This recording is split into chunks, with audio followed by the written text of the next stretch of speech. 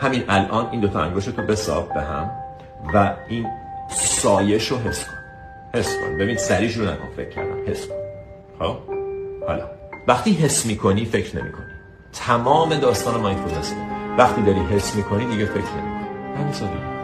برای همین وقتی فکر زیاد داری حس کن. یه چیزی رو توی بدنت، پیشونی تو، فک تو، زبون تو، توی دهنت، گلو تو حس کن. پشت تو که تکی داده حس کن. به من میگی بسیار عالی حس میکنم ولی دوباره برمیگرده. خب دوباره حس کن. تمرینه دیگه، قربونت برم. تمرینه دیگه. تمرین چیه مگه؟ زندگی تمرینه و تو هر چیزی رو تمرین کنی توش بهتر میشی. تا حالا نشخوار فکری داشتن رو تمرین کردی؟ تو که از اولش نشخوار فکری داشتن انقدر خوب نبودی. روز به روز با نشخوار فکری کردن، نشخوار فکری داشتن رو تمرین کردی. از امروز با حس کردن رو تمرین کن. با حس کردن تو حس کردن بهتر شو.